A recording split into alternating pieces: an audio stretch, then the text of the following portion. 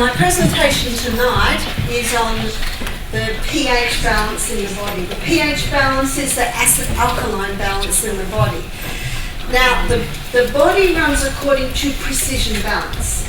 And when the balance is thrown out, that's when really problems can arise in the body. And so it's vital to know what this balance should be. Also important to know what happens if the balance is thrown out. So I'm going to begin by looking at the pH scale, which is the acid-alkaline scale. The reason why it's called pH is because when you dissolve acid in a solution, it gives off hydrogen ions. When you dissolve alkaline in a solution, it gives off hydroxy ions. So pH basically means potential hydrogen. So here's our scale. At one end we've got acid, and acid's reading is 0. Up the other end we've got alkaline, and alkaline's reading is 14, and in the middle we've got neutral. Neutral is neither acid nor alkaline. And water should be neutral. Unfortunately, with chlorine and fluoride in water today, it's a little acid. It just amazes me seeing a little town near us named Macquarie. There was a huge campaign to stop fluoride going in the water. And guess what? They just put fluoride in the water. It's just incredible, isn't it? Do you know there are many European countries today where it is banned? No fluoride in the water at all. Unfortunately, it's more England and Australia. In fact, most states in America, they still have the fluoride going in the water. And very difficult to get the fluoride out of the water. Reverse osmosis can get it out of the water. I thought that was good for teeth. You know what I was going to do? Oh, did everyone hear that? Yeah, well that's what we grew up with. This lady thought it was good for teeth. Yeah. Let me tell you something about fluoride. All fluoride does is harden the outer dentine, the outer layer of the teeth. And a dentist said to me one day, I was drilling a 10-year-old girl's one little black spot on a tooth and the whole tooth exploded. What the fluoride had done is it just hardened the outside one. We had that in South Australia. And fluoride is a basically byproduct of aluminium industry, so unfortunately fluoride doesn't harden teeth. And you know what's interesting? It only hardens a tooth if it touches it, so why do they put it in our drinking water? Where it starts to build up in the kidneys and the liver and toxic to the kidneys. Excuse me, fluoride occurs naturally, and that's why they added it to the water. It occurs naturally in certain areas. That's it occurs naturally, but not in the form that they put it in the water. Once it's dissociated, it's the same. Can I just say, Barbara, please, those who came in late, Barbara's made it clear she's doing a lecture here. Any comments or questions will be dealt with at the end, okay? Sorry, that's fine. There are a few seats down here. Do we have some more chairs? We could put some more chairs here. Okay, back to acid alkaline. So let's have a look at how this stands in relationship to body fluids. Blood has a reading on the pH scale, and blood's reading on the pH scale is between 7.34 and 7.5. A fairly small parameter. And if blood pH goes up to 8, that person will go into a coma and die of alkalosis.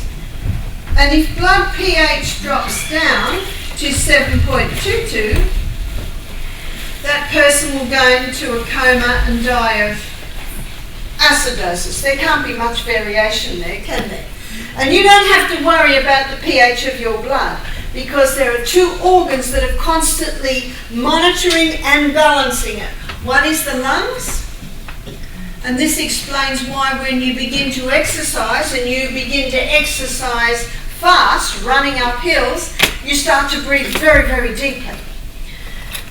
That's because all the little muscle cells are starting to burn more fuel, and giving off carbon dioxide and maybe a little bit of lactic acid, and so the pH in the blood is getting a little acid, and so the brain says to the lungs, breathe deeply, because oxygen alkalizes, and when you breathe out, you're breathing out carbon dioxide. So it is in that way the lungs help to keep the balance within that range. The other organ is the kidneys. And the kidneys do it in a fascinating way. There's an old proverb that says, knowledge is easy to him that understands. So I'm going to give you a little bit of an understanding of how the kidneys do it, so you have the knowledge on how to help the kidneys. Now this is the little filtering unit that's in your kidneys. We have approximately 2 million of these, 1 million in each kidney. So the blood comes in, goes through the filtering units, and then it weaves out, and the filtrate comes out via these little tubules, and then it's stored in the bladder and then urinated out. So the blood comes in, weaves around the little filtering units, and then it weaves around the tubules. So we have 2 million of those in our kidneys. And in a 24-hour period, 1,800 litres of blood is filtered. We don't have that much blood. That's because every 2 minutes, 1.2 litres is being filtered. So there's a constant filtering or going through of the blood. Out of that 1,800 litres, 180 litres of filtrate is filtered out. Now we don't urinate out 180 litres of urine a day, otherwise you'd be leaving the lecture every 5 minutes. No, we urinate out approximately 1.5 litres. Now what happens to the other 160 approximately litres? There's a reabsorption here. You see how the blood weaves around the tubules? There's a reabsorption there. In that reabsorption area, your pH is being monitored and balanced. Now let's say the pH of the blood is getting too acid. It's in this reabsorption area here that extra acid is dropped out of the blood into the tubules to be urinated out. But let's say the pH of the blood is getting too alkaline. Then it is here that extra acid is pulled out of the tubules back into the blood. So it is in that way that your kidneys and your 2 million filtering units, every 2 minutes, 1.2 litres is being filtered through. So we don't have to worry about the pH of our blood, because the lungs and the kidneys are constantly doing it. Do you know what else is interesting? Is that it's in this reabsorption area that our sodium and water levels are being monitored and balanced in our body. It's in that reabsorption area that blood pressure is also balanced. You'll never look at your kidneys the same again.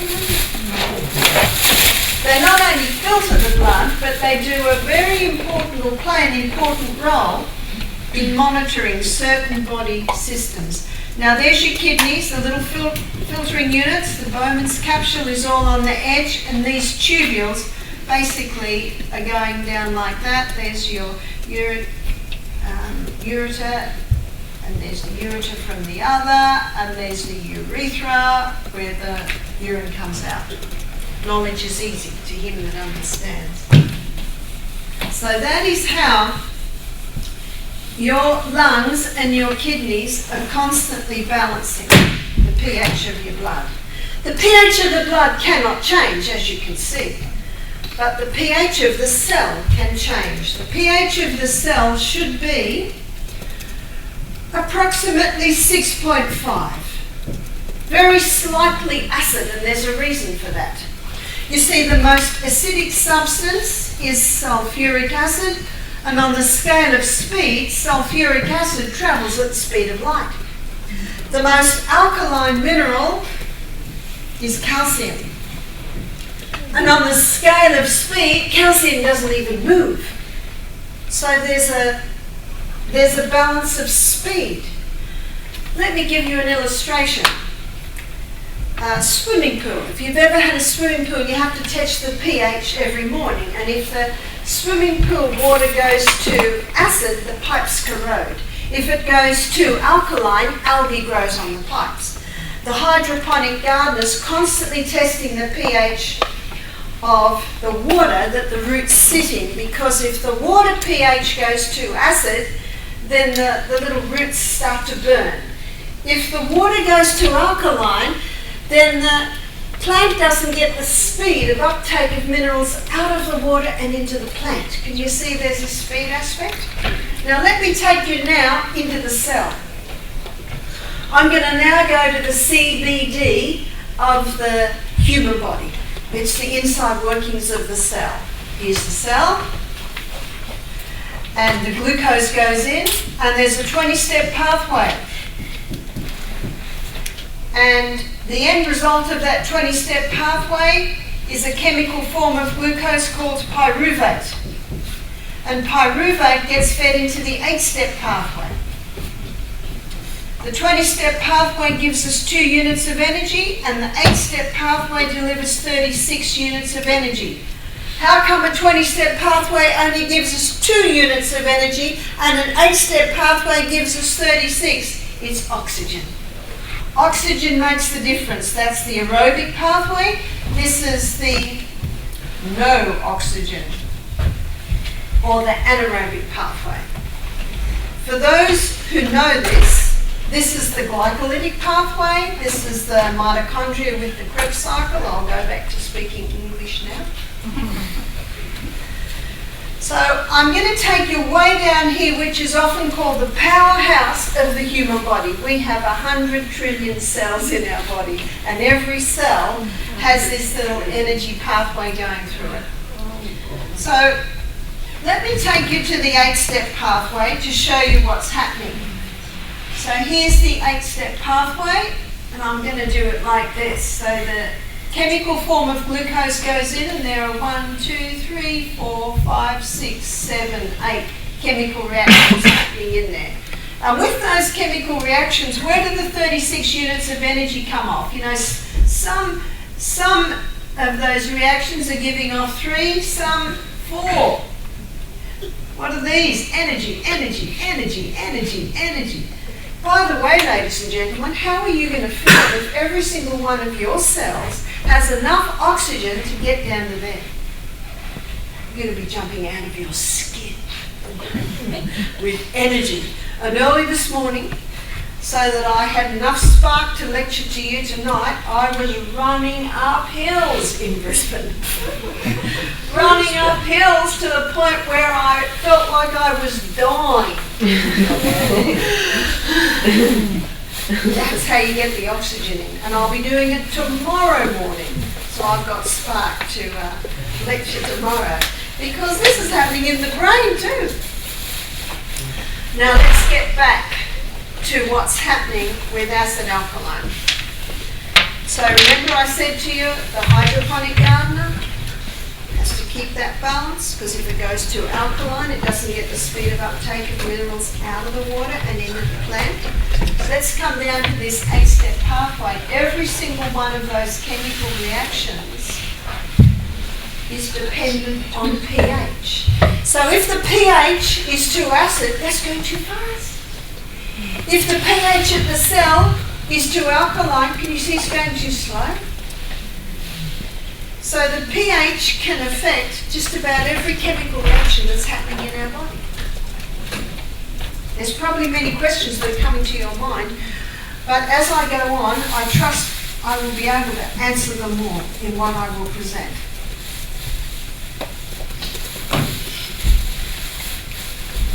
A gardener aims for a soil pH of 6.4. Very similar. Do you know the Bible says in Genesis 3:19, we come from dust, we go back to dust, we're dust. Interesting that the dust of the ground or the soil and the cell pH are very, very similar. Where does Coca-Cola sit? Nearly 2.6. Sorry, wrong way.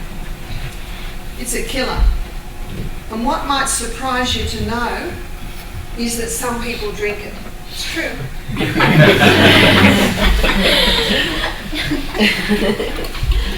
Many are sick through ignorance. Yeah.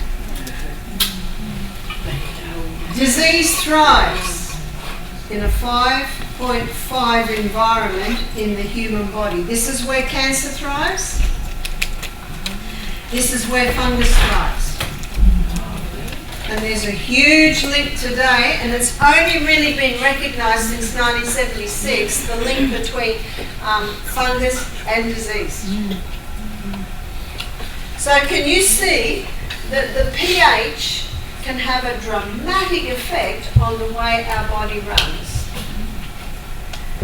And unknowingly, many people are giving their bodies the environment where disease just thrives. And so what you will learn tonight really is the environment that you can give your body to bring about a healing condition, because the human body has been designed to heal itself. Isn't that good news? You know, no herb can heal you, no drug can heal you, no water treatment can heal you. Only one thing can heal you, and that's your body. Isn't that amazing? And I believe everyone should be their own doctor, because only you know how you feel, only you know what you've been through, and only you know how different things react on your body. Amen. And part of being your own doctor is doing this. Have you ever been to a doctor who won't listen to you? Very frustrating. Don't be that doctor. Now here's a very simple one. If you're cold, you put on a jacket. If you're hot, you take it off. Who tells you? My body. Your body does. Your body does. So they're very. And if you're hungry, you eat. If you're thirsty, you drink. But it's just going that little step further to know your other signs. Now, I don't know about you, but some of my family and my friends do everything wrong in the body. They break what is commonly called the 8 laws of health. And the first law of health is pure air. And many people today are not breathing pure air. We just got a DVD recently at our health retreat called Mouldy. Wow, this is a scary DVD.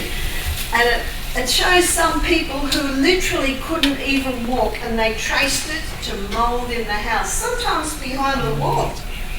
And that mould can be developing in there because of a dripping tap or something, and by the time it starts to be seen on the wall, the effect has gone through the whole house. And causing bad air. We should be breathing the purest and the best of air. So bad air can create an acid condition. Oxygen alkalizes the body. The second law of health is sunshine. The sun is not the enemy in the sky. Did you know slip, slop, slap is not working? Because we were meant to have sun. You can overdo the sun and you can underdo the sun. So it's a balance. And that brings me to the third one, which is temperance. Temperance is not a word we hear much anymore, but it basically means not taking anything into the body that will harm it, and taking in moderation the good things. So taking in moderation, sunshine. I don't think you can overdo fresh air. And in a minute, when I look at what causes acid in the body and what causes alkaline, I'll define that one. But most people realise that cigarettes and alcohol and drugs, they're no good for the body. Number 4, the fourth law is rest. Because of technology today, many people aren't getting their hours of power. The hours of power begin at 9 p.m. That's why we're trying to all be in bed by 9 o'clock. Or maybe a little after. It's only tonight. By 9 p.m. So between 9 p.m. and 2 a.m. And oh, how I wish every student in this university could hear this, because it would revolutionise study times. Between the hours of 9 p.m. and 2 a.m., that's when your batteries are being recharged. That's when your brain gets its rest and rejuvenation. So it's far better to go to bed early and get up at 4 o'clock and study then. So when people go to bed too late, when people aren't getting enough rest, it causes an acid condition. Just the right amount of sleep alkalizes. Number 5 is exercise. You can overdo exercise, but most Aussies underdo exercise. We should exercise every single day. Just the right amount of exercise alkalizes, but it's getting that oxygen into the cell so we can get all of this energy. Law number 6 is proper diet. And in a minute I'm going to define the foods that have an acid effect, and I'm going to define the foods that have an alkaline effect. So we'll refine that, or I'll define it, I should say. The 7th law is use of water. So many Australians are dehydrated. I said to one lady, do you drink much water? She said, I have quite a bit in my cups of tea. No. How clean would your body be if you washed it in a cup of tea? No, water and water alone. One lady said, I don't like water. I said, your body does. One lady said, but I find it hard to drink a glass of water. I said, well, just have a mouthful every 5 minutes. You'll be amazed at how much water you can drink when you have a mouthful every 5 minutes. That'd be a bit tedious. I might have 100 mils every half hour, something like that. Spread it out over the day. It's like if you had a plant there that was dry and you put a litre of water in it, we all know it'd all just run out the bottom. And yet it'd stay dry. So if you have 500 mil of water going into your body, it's not long before you're going to have to run to the little house, and it'll all come out very quickly, and possibly you'll still be dehydrated. You see, where we want water is inside the cell. Remember, this is the cell. We want the water in here. And when you drink water too fast, and when you don't have enough salt, and the salt I'm talking about is whole salt, with its 82 minerals. That's your Celtic salt or your Himalayan salt. That's what draws the water into the cell. So many people are dehydrated, one, because they're not drinking enough water. That creates an acid condition. And they're also dehydrated because they're not having the right salt. You think about it, we cry seawater. We sweat seawater. We urinate seawater. Baby swims in utero in seawater. So we need that salt. Number 8 is trust in divine power. Now this law takes in all mental, emotional and spiritual aspects of disease. Many people are creating an acid environment in their body because they're stressed. One of my favourite verses in the Bible is 1 Peter 5 verse 7, where it says, cast all your care upon him, for he careth for you. And another beautiful one is Isaiah 26 verse 3, where it says, thou wilt keep him in perfect peace, he whose mind is stayed on me, because he trusteth in me. Oh, how I love those Bible verses that can bring peace to your heart. So, I don't know about you, but some of my family and friends, they break every law, every day, and it creates an acid environment in the body. Now let's just say someone's breaking every law, every day, and then they have a can of Coke. Then they have a cup of coffee with a couple of teaspoons of sugar. As you'll see in a minute, caffeine and sugar are very acid forming. Lungs and kidneys are struggling, but they're hardly able to keep it. Blood pH starts to drop, 7.34, 7.33, 7.32, alarm bells go off. The last resort buffer system is called on. Calcium phosphate is pulled out of its big storage area. Where's calcium stored? Bones. In the bones, yeah, the teeth, the only exposed bone in the body. Comes into the blood, immediately alkalizes, 7.33 3, 4, we're safe, but at a cost. Now the body has to do something with these calcium crystals. It'll settle in kidneys, kidney stones, gallbladder, gallstones. It'll settle in the joints as arthritis, gout, on the bones as bone spurs. You've heard of bone spurs? That's calcium deposits. They're all illustrations of Newton's third law of motion. To every action, there is an equal and an opposite reaction. Surely that is the true cause of disease. Something has happened, and the body is acting in an attempt to keep the balance, but at a cost. But what affects the pH more than anything, I think, is the food that we eat. So let's make a list of alkaline-forming foods and acid-forming foods. The most alkaline forming food that you can put into your body is the lemon. And you might say, no. The lemon is acid. It is.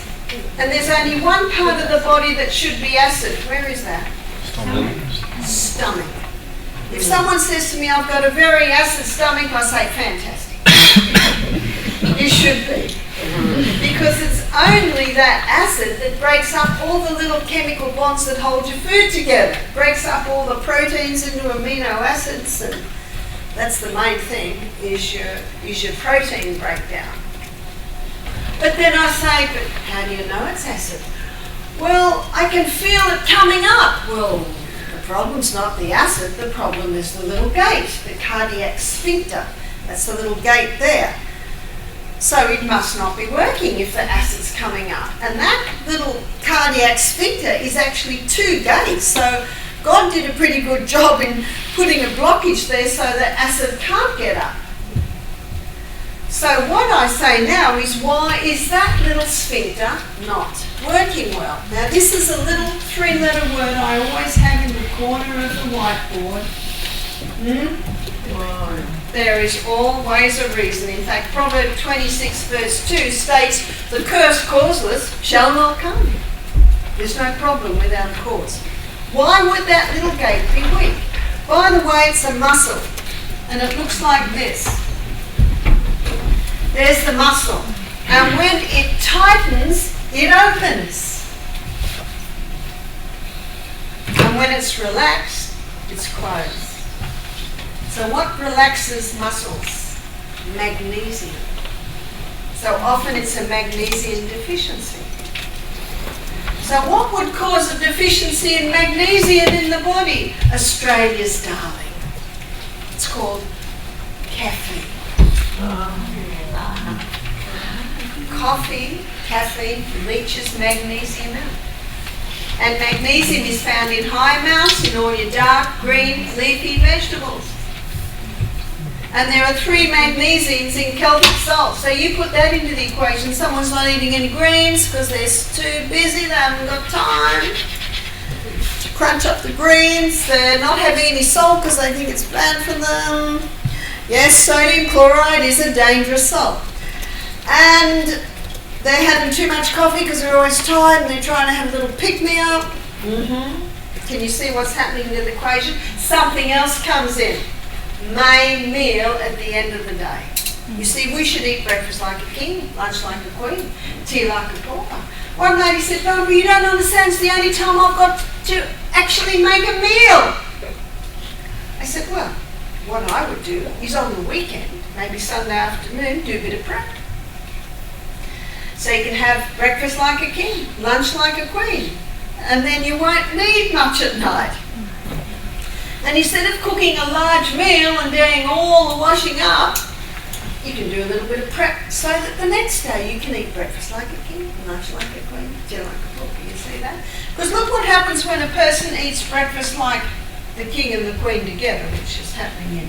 How many Aussies today eat breakfast like a pauper, lunch like a pauper, king and queen at night? Big meal, then they lie down. What's gravity doing? It's pushing against that little cardiac sphincter. See, that's the top of the stomach. This is the stomach lying down. This is what the stomach looks like when you're upright. Okay, so that's stomach lying down. And when you're upright and you eat a big meal, you haven't got that pushing, you see that? Everyone that comes to Misty Mountain Health Retreat with heartburn goes home without it. And some people that have come to me said, well, I just take antacids. That's like shooting all the horses because they get out of the gate. Right, just shut the gate. You take antacids, what's going to break your protein down there? No, the stomach should be acid. One lady said, I can feel it. I said, well, you must be dehydrated and you haven't got a nice thick lining, because the nice thick lining on the stomach is made out of water. So that's why the detective hat goes on to find out why these things would be so. When I was a little girl, I used to get these 15-minute ads of an afternoon, and it was a little experiment done by Julius Sumner Miller. People from my era might remember it. And he had a catchword. This is what his catchword was. Why are these things so? That's what we should always be asking. No, the lemon is acid where it should be, which is in the stomach. So all the salad dressings that we make, and we make some very delicious ones, basically have lemon as their base. They're digestive aids. And then the lemon gets broken down to glucose and fructose. And they are singular structures, then they can get absorbed into the blood. They go on the M1, main highway, to the liver. And in the liver, the fructose is converted to glucose. And then the liver sends it to the cell. Let's follow it. It's going down into the 20-step pathway, down into the 8-step pathway. Here it is burnt to give the energy. The glucose and the oxygen are burnt to give the energy. All matter on planet Earth, when it is burnt, leaves an ash. And the food we eat is no different. And so lemon is acid where it should be in the stomach, but when it's burnt in the cell, it leaves an alkaline ash. What makes the difference? It's the mineral composition of the plant. So these foods here contain alkaline minerals, which is calcium, magnesium, sodium, potassium, and iron. They're the 5 main alkaline minerals. What about the acid?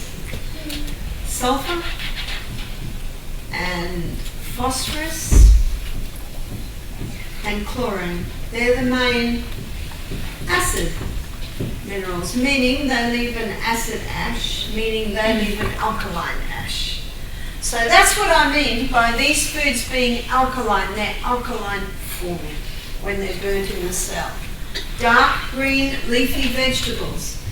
Dark green leafy vegetables are incredibly high in minerals, especially the alkaline minerals. And this explains why green barley is important. It explains why spirulina, wheatgrass, chlorophyll drops, green smoothies.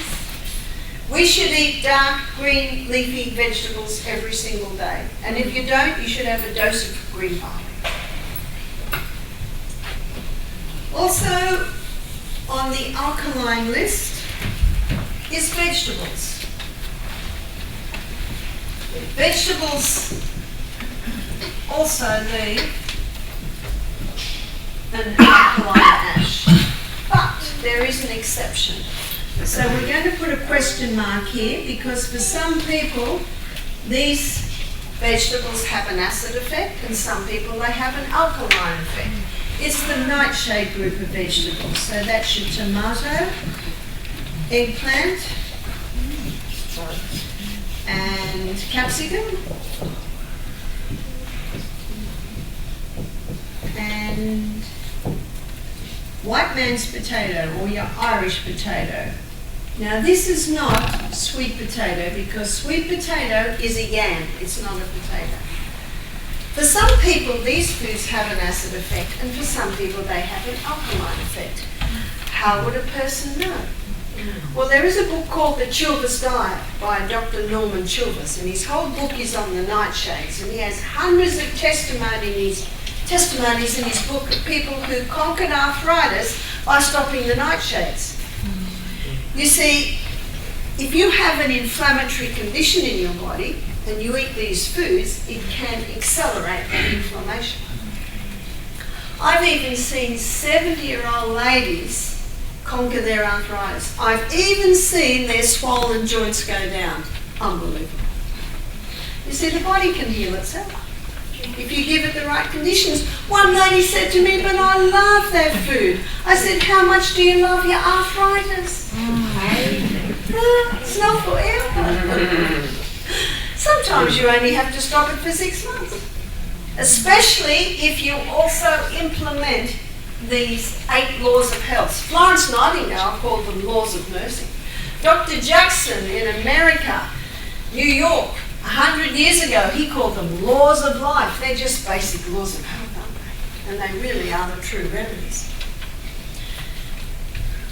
When you cook tomato, and when you cook it with olive oil, and I think we all agree they go very nicely together, because you cook it with the oil, olive oil I think is the nicest, it releases a fat-soluble derivative called lycopene. Lycopene is a potent antioxidant, and lycopene has the ability to reduce the inflammation of the prostate gland. It's not available in the raw tomato, and it's not available in the tomato that's cooked without cooking it with the oil.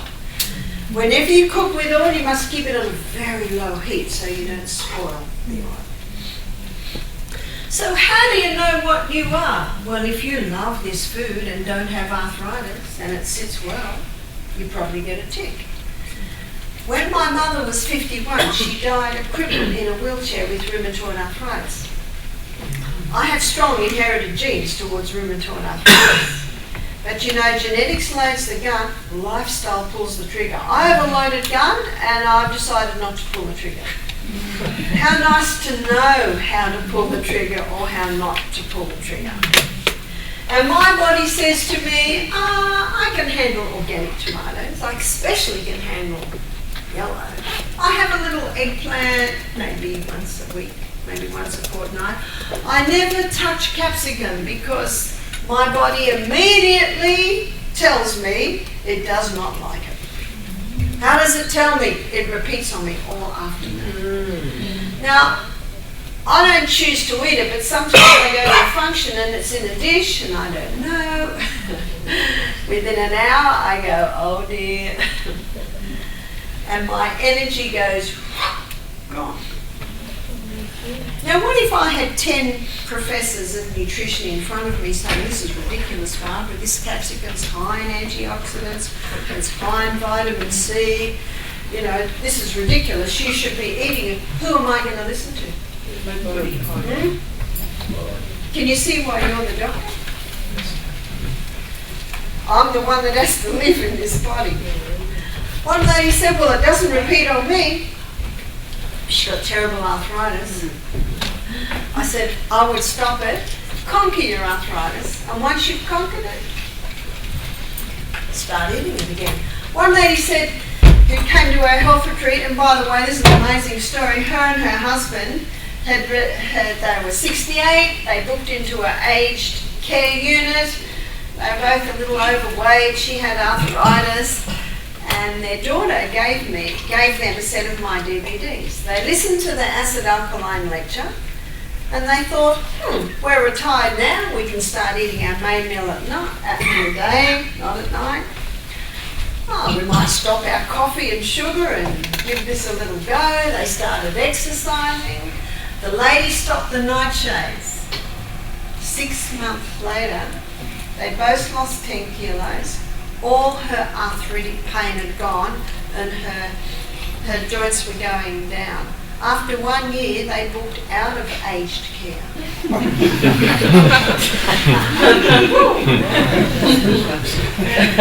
They said to me, we feel better now than we felt in our 40s. And they got a van and started to travel around Australia. They stopped at Kempsey, came into Misty Mountain for a week to do the program. She just smiled the whole time.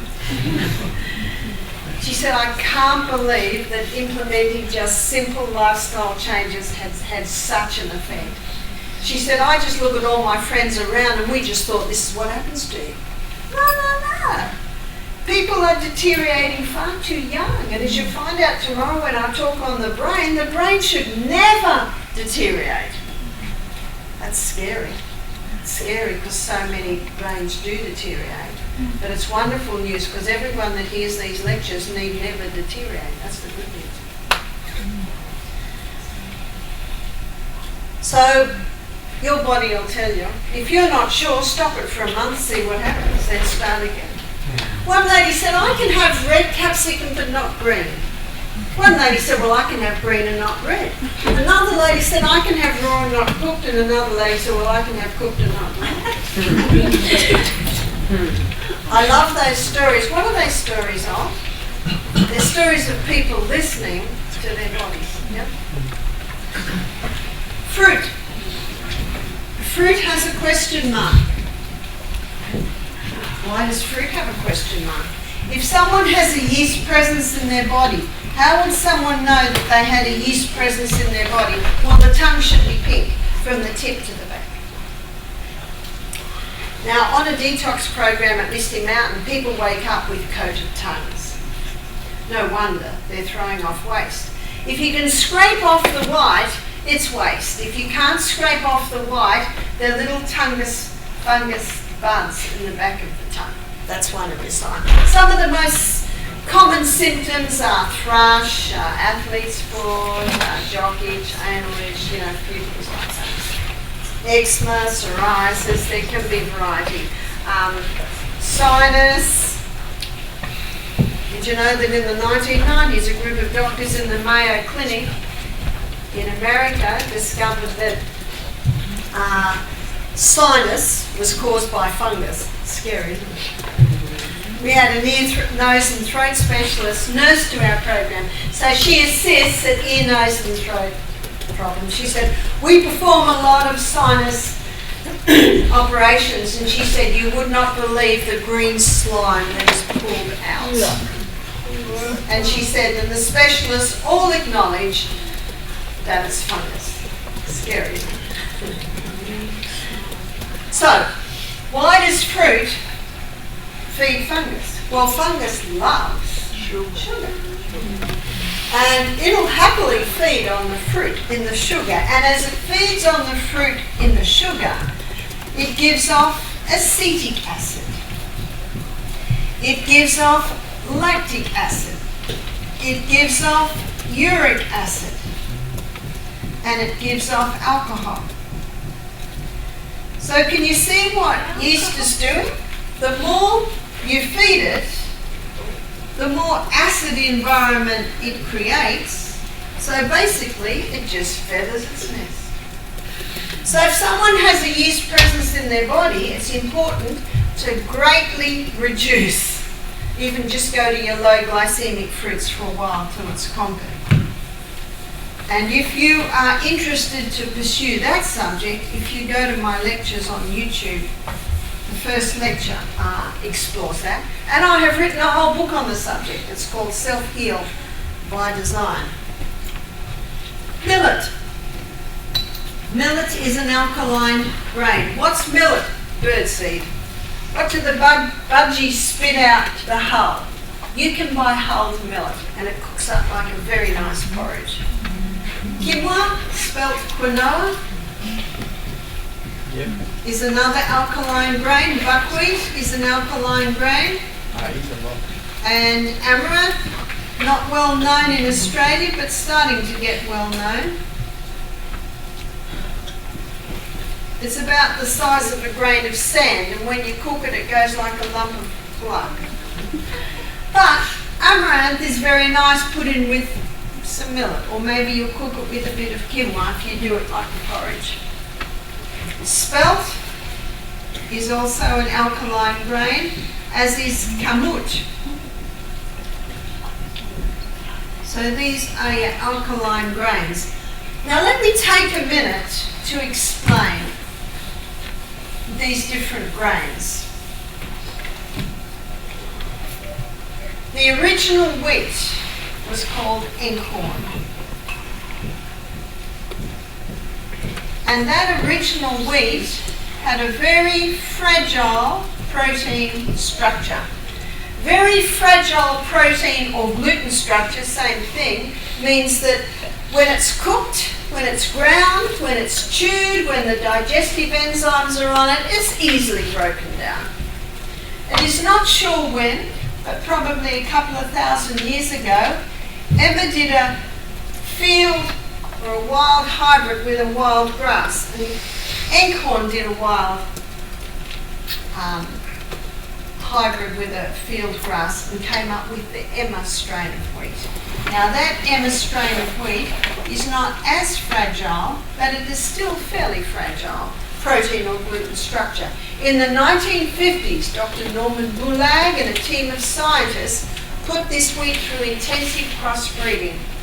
They wanted to create a plant with a high yield of grain to save the starvation crisis in Africa, India, Mexico. And they came up with a wheat that did not grow very high. It couldn't grow high because the tall grass, the heavy grain, just broke it every time. So they made a grass that was this high with a very heavy yield of grain and a very thick stem. Dr. Norman Bulag got a Nobel Prize in 1969 for his hybridized wheat. In the 1970s, that wheat went worldwide, and the farmers love it. Sometimes they get 10-fold more grain per acre. No wonder they love it. But what was never addressed was the effect of that hybridized wheat on the human body. That intensive crossbreeding created an incredibly complex protein or gluten structure. And almost only a cast iron gut can break that down. You have a look at the time frame. 1990s, it's well established. Every pasta, every cereal, every bread, every cake, every donut, everything is made out of this hybridized wheat. You go out west today, how tall is the wheat? It's only about this tall. You look at gluten intolerance. I've got a friend who's a doctor. She's been a doctor for 40 years. She said 20 years ago we never heard of gluten intolerance. Today it is rampant. And it all comes at about the time of this hybridized wheat. If that hybridized wheat is made into a sourdough bread, you see a sourdough bread basically is a cultured bread. And the culturing process breaks down the gluten or the protein in the grain. And so you make that wheat into a sourdough bread. This basically is what the gluten or the protein structure looks like now, but it's still more complex than the original. Spelt and kamut are wild hybrids of this Emma wheat. So they retain the fragile structure. So this is spelt, this is the structure of spelt. It has this more fragile structure. You make the spelt into a sourdough bread and it can bring it back to that original fragile structure. Now I'm going to take you somewhere else which is a little scary. This is the lining of our gastrointestinal tract. These are villi. And that gastrointestinal tract lining is lined with a thick turf wall made out of microbes. Did you know there's 10 times more microbes in your gut than anywhere else in your body? So let's look at this thick turf wall. Here it is. And that thick turf wall is responsible for the final breakdown of the food, the absorption of the food, protecting the blood. Where's the blood? The blood's here. Remember, anything that's in your gut's not part of you till it gets into that blood. Now, one of the problems today is when people take antibiotics, kills off the microbes. When people are on the contraceptive pill, kills off the microbes. When people are on cortisones, prednisones, kills off the microbes. Ibuprofens, your Nurophens, kills off the microflora. Statin drugs kills the microflora. Ooh. Digestion. Do you know what's happening now here? No microbes for the final breakdown, the absorption and the protection. Stay with me, ladies and gentlemen, this is very interesting. Now, this is a cell that lines the gut, and it's very unhappy because those microbes nourish it. This cell here is very happy because it's got some nourishment. Now, when this wheat breaks down in the gut, it breaks down to glutamorphine. And glutamorphine, or morphine, it's an opiate derivative. There's gluto, there's morphine. Glutamorphine comes here, and this healthy cell can knock off the morphine, so only gluto gets in. Glutamorphine comes here. This undernourished cell doesn't have the ability to knock off the morphine, so glutamorphine gets into the blood. Glutamorphine goes to the brain. The opiate receptor sites on the brain pick it up. There are 2 books that I know of, very good books, that show the link between this wheat and mental problems. One's Dr. Natasha Campbell-McBride. She's written a book called Gut and Psychology. It's called The Gap Diet. And she shows that we're getting people with mental problems today because of wheat. But not just because of the wheat, because of the compromised gut. The other book is called Brain by Dr. David Pertmuller. He's a neuroscientist. And he has stories in his book about psychiatrists taking their bipolar patients off wheat and getting a 50% improvement. Whoa! What's mental illness like in Australia today? The current figures are 50% of Australians are or will suffer from mental illness. 5 years ago it was 45%. That's scary. 1,700 cases of Alzheimer's are being diagnosed in Australia weekly. This is epidemic. And who would ever have linked it with the cereals and the breads and the pastas that Aussies eat a lot of? At our health retreat, I say to our guests, I'm going to show you life without bread. Oh man, I'd like to see that. Oh yes. And they're very well fed. Addicted to bread. Okay. Also, Dr. Bruce Fife, he's got several books. One book's called Stop Alzheimer's Now, Stop Autism Now, and he also shows the danger of the wheat. But I think Dr. Natasha Campbell-McBride, she's the one that goes into the most detail showing this process that I just simplified for you. Aha. So I say to people, it's time to explore other grains. And these are all your alkaline grains. Your wheat sits over here. The hybridization of the wheat created a far more acid grain. Almonds and Brazils are the 2 alkaline nuts. Almonds are called the king of all nuts, and they deserve the title because they're the highest in protein, they're the highest in calcium, they're the highest in iron, and they're alkaline. I have them every single day. I travel with them. I can't take them off the plane, but I can take them on the plane. Brazil nuts are grown in Brazil. Brazil nuts are very high in selenium. Selenium is required by your thyroid gland. And mercury fillings in the mouth. You know, mercury has an affinity for selenium. So many people with mercury fillings in their mouth have low selenium levels. 5 Brazil nuts a day will give you all the selenium that you need. Meanwhile, find a biological dentist and get that neurotoxin out of your mouth, as you'll see tomorrow when I look at the brain. Lima beans and soy and lentils are the 3 alkaline legumes. Soy is only a problem if it's been genetically modified and grown with herbicides and insecticides. If you can get soy that's non-GMO, organic, it is certainly safe. All your seeds, pumpkin seeds, sesame seeds, sunflower seeds, are on the alkaline side.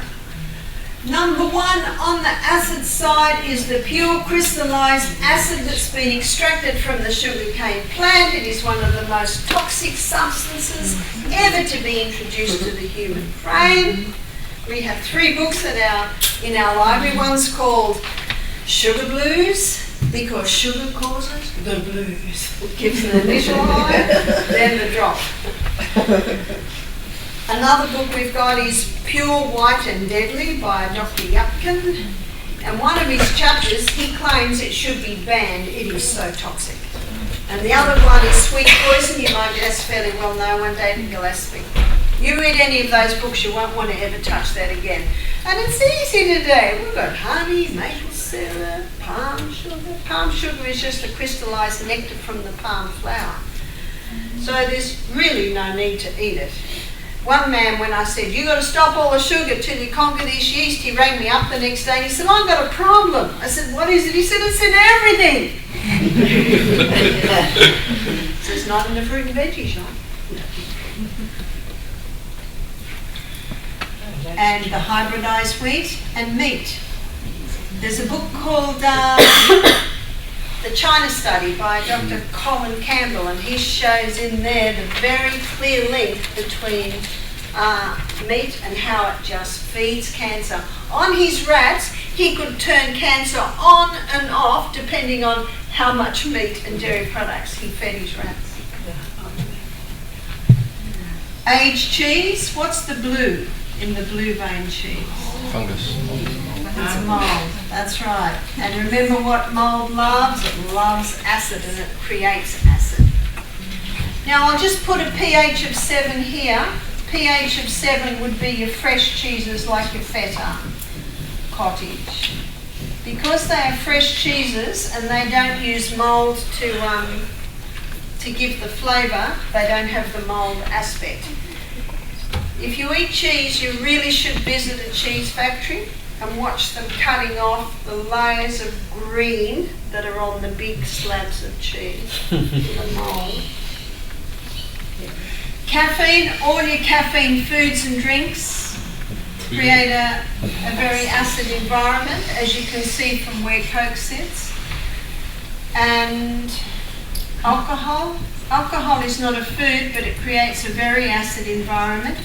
Tobacco is not a food, but it creates a very acid environment. I think that's an O. All your other grains, other than millet, quinoa, buckwheat, amaranth, spelt and kamut, all your other legumes, other than lima, lentil and soy, and all your other nuts, other than almonds and Brazil. Now, to maintain this ideal 6.5 environment at the cellular level, we should be consuming 20 to 30% acid-forming foods and 70 to 80% alkaline-forming foods. That ratio will maintain this 6.5. What would most Aussies be consuming? 90, 10.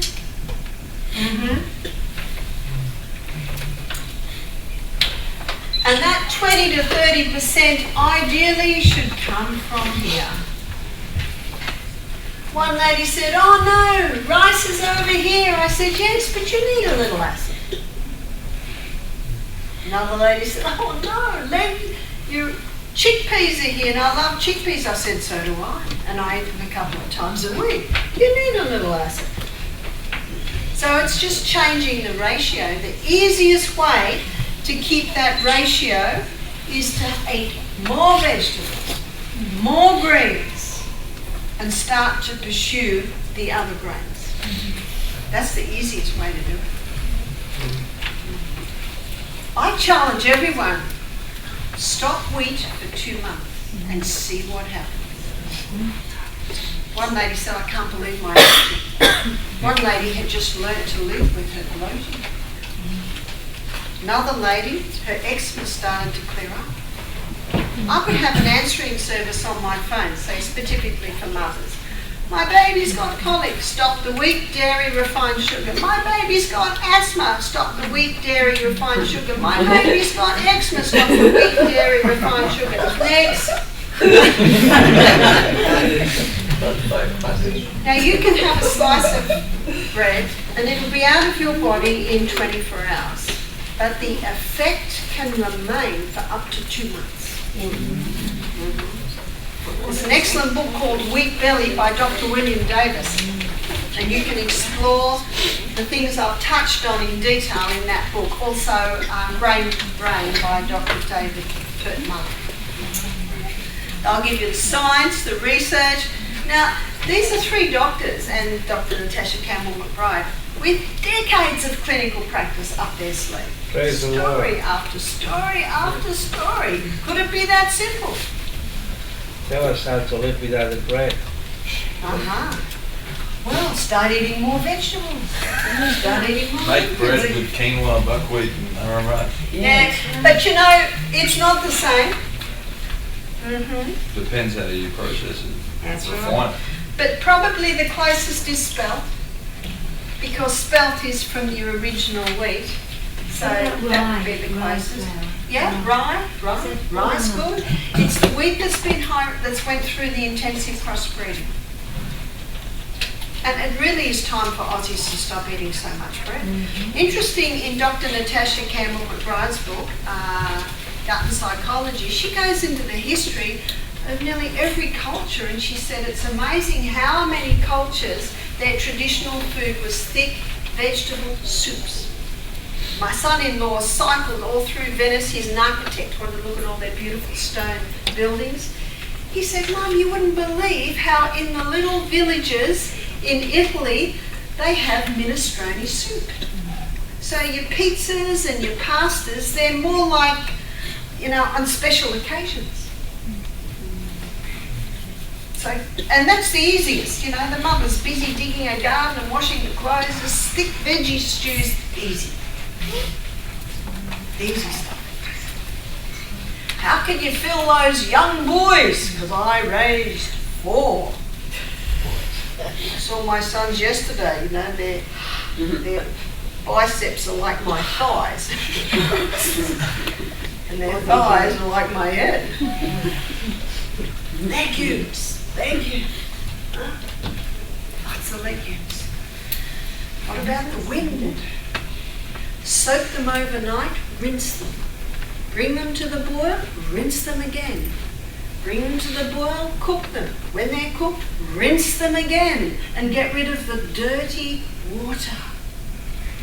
That's your wind. In the other pot, I have a lovely, thick, rich sauce.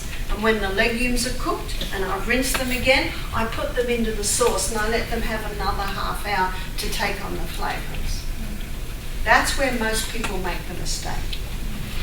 You never throw the water out you cook your vegetables in because it's full of minerals. But your legumes are a dried bean. It's totally different. I didn't know what a lentil was till I was 18. Now I eat them every meal. Not just lentils, but chickpeas and lima. I have very little bread. In fact, I can't remember when I last had it. It was about a week ago. I'm addicted to it. There's no need. And you look at many cultures, they have rice. When I was in Fiji, I go to the old ladies, I said, what did you eat as children? She said, we just ate sweet potato or cassava or taro like bread.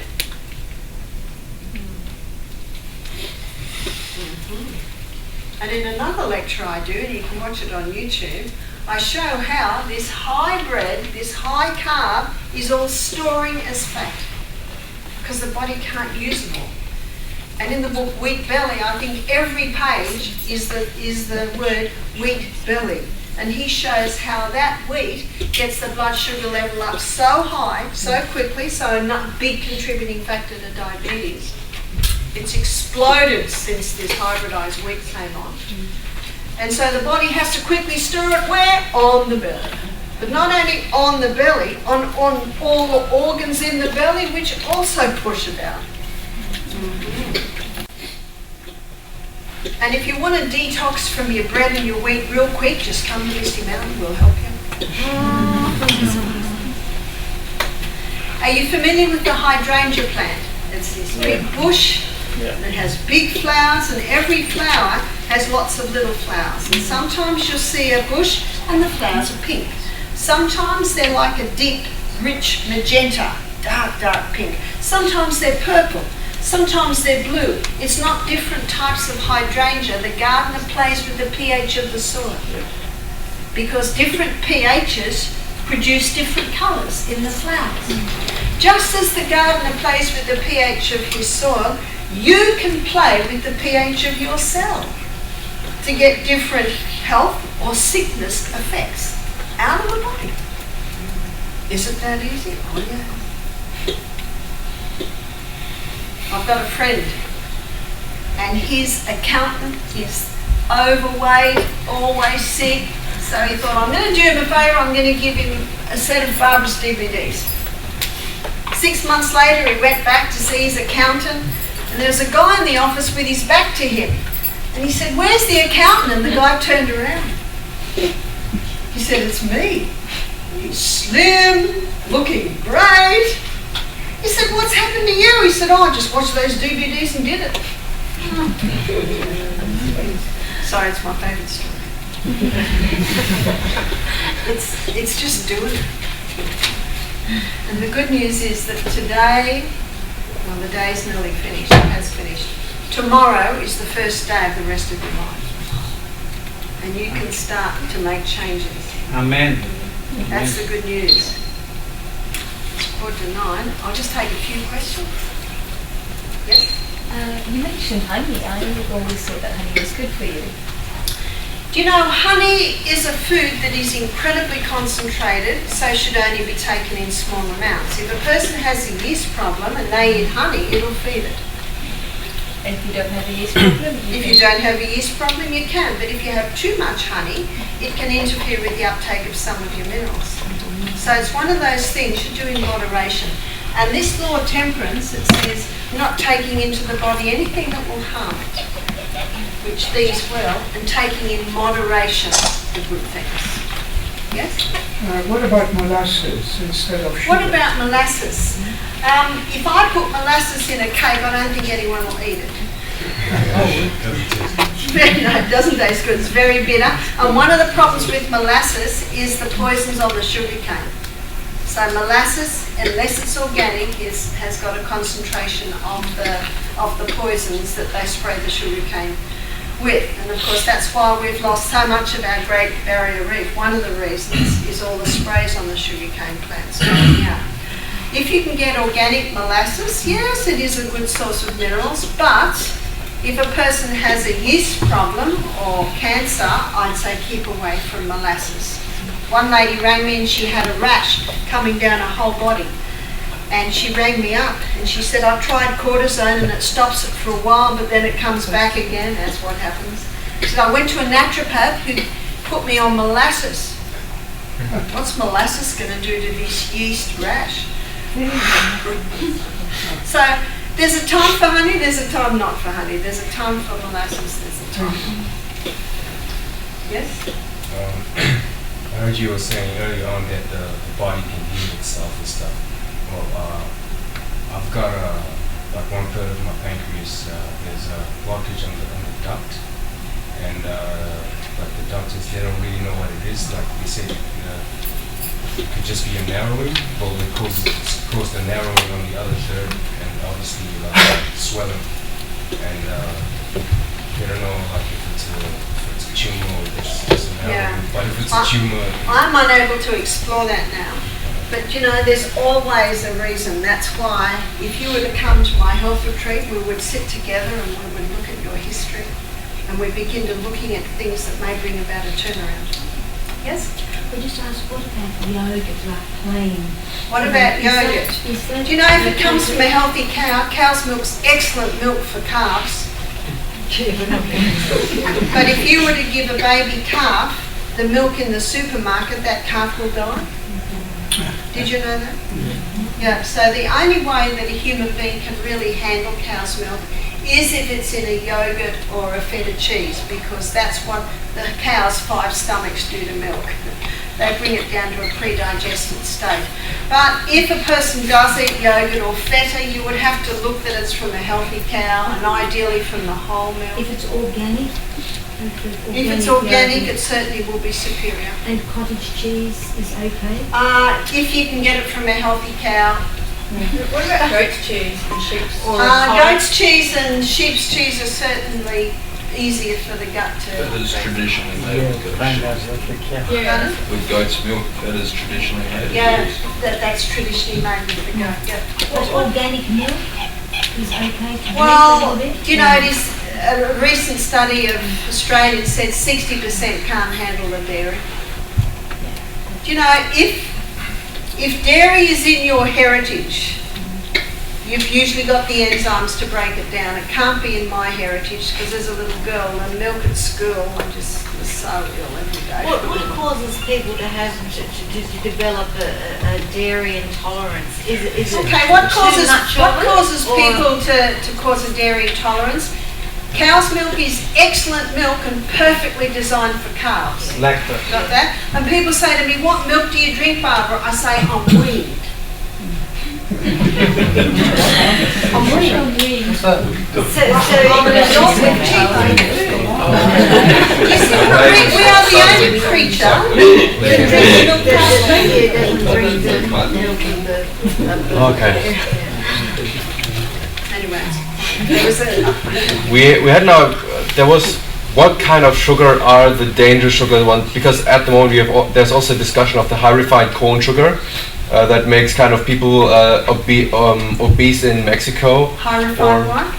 The high refined corn sugar. High fructose corn syrup is Oh, yeah. the most dangerous sweetness on the market, and it's the biggest cause of fatty liver because the only organ in the body that has fructose receptor sites is the liver. So you put high fructose corn syrup in the food, the liver can't convert all that fructose to glucose, so it stores it as fat, so there's your fatty liver. So really, the sweeteners as God made them, nothing wrong with the sugar cane. See that? And maple syrup, so you go for your natural ones, yes? Well, I used to eat a lot of sunflower seeds, and they told me that's bad for memory. And I stopped. Oh yeah, I wonder where they got that one from. I don't know. See, anyone can say anything, and the internet has opened the door on information, but also confusion. And also, I thank you for today's program tonight, because I'm really very addicted, heavily addicted on bread, tea, eggplant. Well, and you would be better to give up the bread and the tea and go back to the sunflower seeds. How about the eggplant? Give up on the eggplant as well? The eggplant's fine, yeah? I've got 2 questions. Just wondering, for ancient grains, someone said that they're the same as spelt and kamut as well in terms of... They're ancient grains. They're called ancient because they come from the original grains. Okay, so they're the same? There's another one, T-double-F. Okay. They're a few from the ancient. So actually 2 more questions. The first one is, if for amaranth puff or millet puffs, if they're made into puffs, are they still alkaline forming? If they're puffed, I think it's just like eating air. It'll take you about an hour. I just think it's a bit useless because it's just puffed up full of air. Yeah. So the minerals are not there anymore? Oh, you'd have a bit. But puffing them on high heat, it does... grains have to have long cooking, so it would make them more digestible. And you might have some of those with other things, but Yeah, you're eating a lot of air there. Sorry, just one more. And psyllium, psyllium husk. Now, psyllium husk is addictive. And I've had people that are on psyllium every day. They come to our health retreat and they stop going to the toilet because the colon has got used to the psyllium. Now, if you do a detox once a fortnight, you can take psyllium for a couple of days while you do your detox. But you should not need psyllium if you are eating whole foods. It's got all the fibre it needs, yes? Interesting what you said about glycomorphine affecting the brain. Yeah. A few days ago on mainstream TV, I think it was Dr. Roz, he had a guest on who said that for people who have gluten intolerance, the gluten affects their gut and their brain. That's right. And it gives them some form of brain damage. That's right. That's right, and it's the morphine. But can you see, it's not just the wheat; it's also the compromised gut. So it's a matter of building up the gut while you stop what's causing it. And babies are being fed grade 2 young. See, the first teeth are 4 here, 4 there, and they're called milk teeth. You know why? That's all babies should get. Now, my little granddaughter this morning, she's 9 months old. She's got 4 teeth.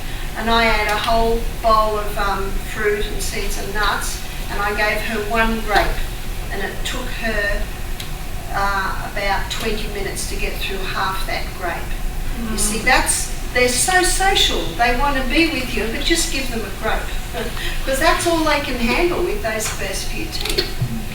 And then when the next teeth come through, they're the molars, and when they come through, then the glands in the mouth produce ptyalin.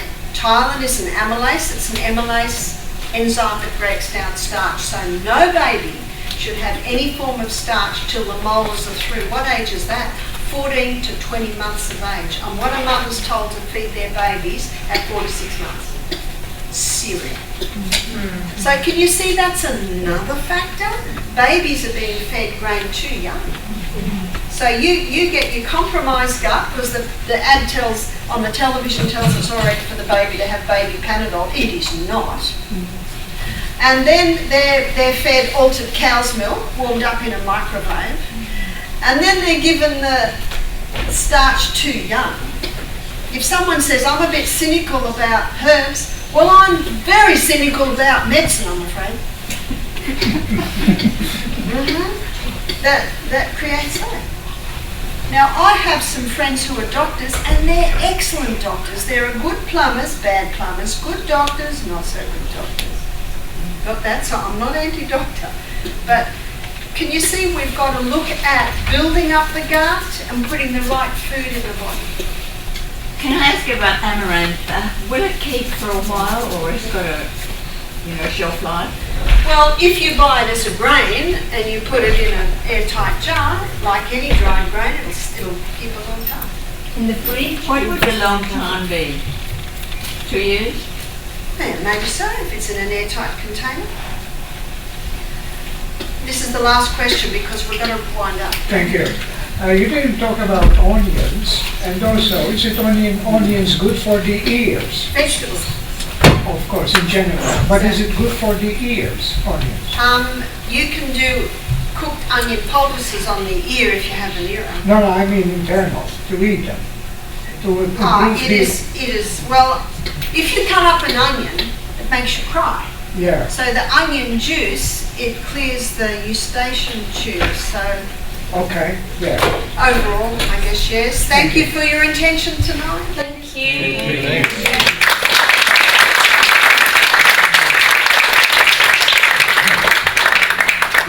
Look forward to seeing you tomorrow.